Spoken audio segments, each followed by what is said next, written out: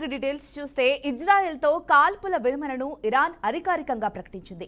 ఈ ప్రకటనకు ముందు డొనాల్డ్ ట్రంప్ కాల్పుల విరమణపై ట్వీట్ చేశారు. ట్రంప్ ప్రకటన అనంతరం కూడా బాంబు దాడులు కొనసాగాయి. అనంతరం ఇజ్రాయెల్పై చివరి క్షిపణి ప్రయోగించారని టెహ్రాన్ ప్రకటించింది.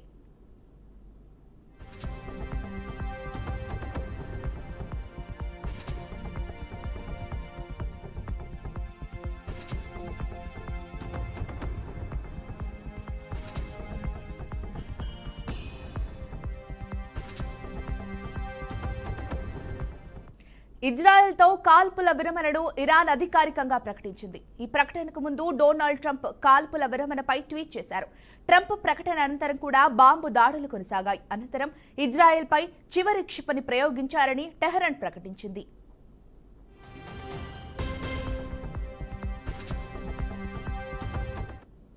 ఇక ఇదే అంశానికి సంబంధించి మరింత సమాచారం మా అవుట్పుట్ ఎడిటర్ వెంకట్ అందిస్తారు. చెప్పండి వెంకట్.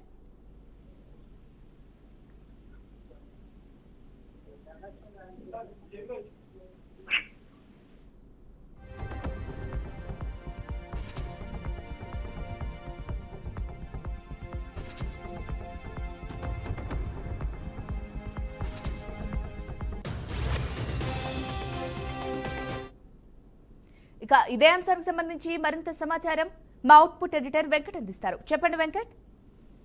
కొన్ని రోజులుగా కొనసాగుతున్నటువంటి ఇరాన్ ఇజ్రాయెల్ మధ్య యుద్ధం దాదాపు ఆగినట్టుగా మనం ఒక నిర్ణయానికి రావాల్సిన అవసరం ఉంది. కొద్దిసేపు క్రితం ఇరాన్ రాజధాని టెహ్రాన్ నుంచి ఒక కీలకమైన ప్రకటన వచ్చింది. దాని సారాంశం ఏంటంటే ఆఖరి క్షిపణులు ప్రయోగించేశాము, ఇక ముందు ప్రయోగించము అని ఒక స్టేట్మెంట్ ఏదైతే వచ్చిందో దాంతో రెండు దేశాల మధ్య యుద్ధం మనం కొంతమేరకు ముగిసినట్టుగా భావించాలి. అయితే దానికి యుద్ధానికి ముగియటానికి ముందు ఈ ప్రకటన ముందు ఏం జరిగింది, ఎటువంటి పరిణామాలు చోటు చేసుకున్నాయి అనేది మాత్రం చాలా కీలకంగా మారింది. దానికి కారణం ఏంటంటే డొనాల్డ్ ట్రంప్ అగ్రరాజ్యం అమెరికా ఏదైతే ఉందో అతని దౌత్యంతో ఇది ముగిసింది అనేది ఒక వాదనగా కనిపిస్తుంది. ఎందుకంటే ఆయన స్వయంగా ఒక ట్వీట్ పెట్టడం జరిగింది.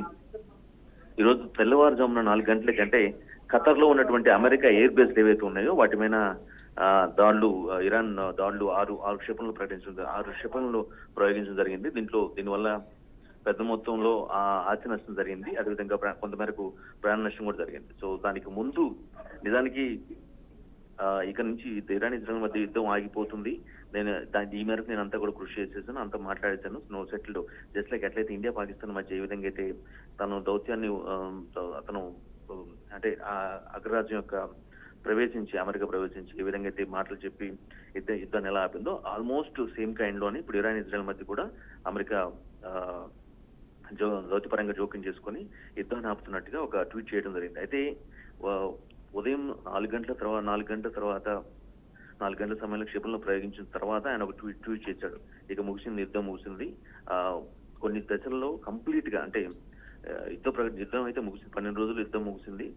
దశల వారీగా క్లియర్ కట్ గా ఆ 2 దేశాల మధ్య ఒక పరిస్థితులన్నీ కూడా ఒక చర్చకు వస్తాయి. అంటే ఒక సాలిడ్ పొజిషన్ కి వచ్చేస్తాయి, ఎటువంటి ఇబ్బందులు ఉద్రిక్తలు ఉండవు అని ఏదైతే చెప్పారో, చెప్పిన తర్వాత కూడా ట్రంప్ ప్రకటన తర్వాత కూడా నిజానికి ఇరాన్ రాజధాని టెహ్రాన్ నుంచి ఖతర్ లో ఉన్నటువంటి అమెరికన్ ఎయిర్ బేసెస్ పైన క్షిపణుల ప్రయోగం జరిగింది.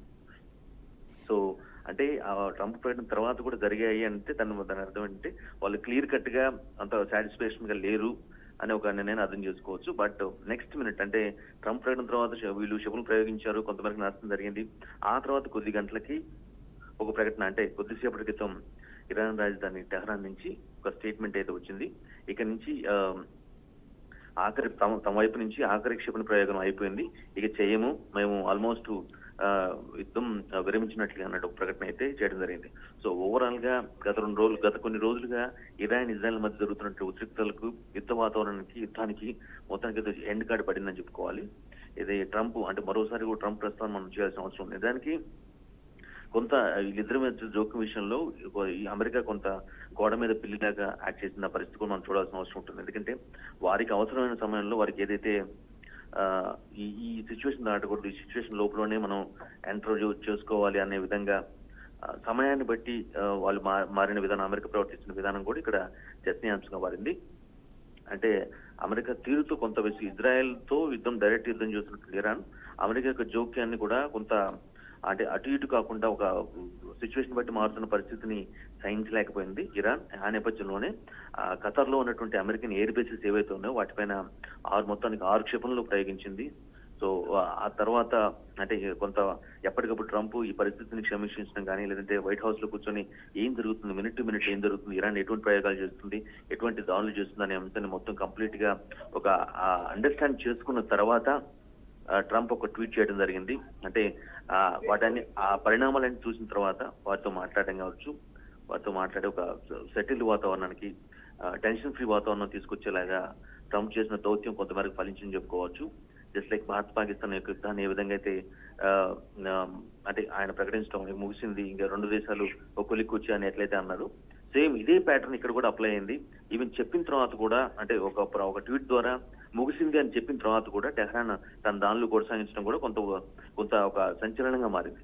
సో అఫ్ కోర్స్ ఫైనల్ గా ఏదైతే ఆశించాడో డొనాల్డ్ ట్రంప్, ఇరాన్ ఇజ్రాయెల్ మధ్య యుద్ధం ఆల్మోస్ట్ ఆగిపోయినట్టుగానే కొంత ఒక వాతావరణం వచ్చినట్టుగా మనం భావించాల్సిన అవసరం ఉంటుంది. ఇంతకు ముందు అంటే ట్రంప్ ప్రకటనకు ముందు ఇజ్రాయెల్ ఆపితే తాము యుద్ధం ఆపుతామని చెప్పేసి ఇరాన్ డైరెక్ట్ గా ఒక స్టేట్మెంట్ ఇవ్వడం జరిగింది. సేమ్ ఇదే ప్యాటర్న్ లో ఇరాన్ ఆపితే మాత్రమే తాము యుద్ధాన్ని ఆపుతాం, యుద్ధం ఆపుతామని ఇజ్రాయెల్ ప్రకటించింది. సో ఈ 2 దేశాలు లాగర్ హెడ్స్ గా ఉన్నటువంటి ఈ రెండు దేశాలకు కూడా మొత్తానికి ట్రంప్ దౌత్యం ఫలించి ఒక నిర్ణయానికి వచ్చాయి. ఇక యుద్ధం ముగిసిన 12 రోజుల పాటు కంటిన్యూస్ గా జరిగినటువంటి యుద్ధం ఒక ఎండ్ కట్ పడినట్టుగా మనం భావించాల్సిన అవసరం. Right, thank you Venkat.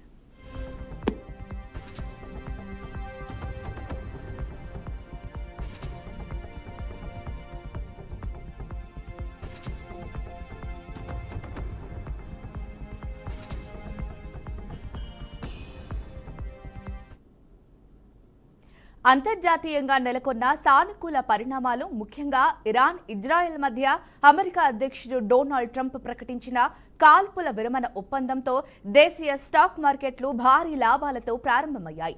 భౌగోళిక ఉద్రిక్తతలు తగ్గడంతో మదుపరులు కొనుగోళ్లకు మొగ్గు చూపారు. ముఖ్యంగా ఆటో, ఐటీ, ప్రభుత్వ రంగ బ్యాంకులు, ఆర్థిక సేవల రంగాల షేర్లలో ఉదయం నుంచే కొనుగోలు జోరు కనిపించింది.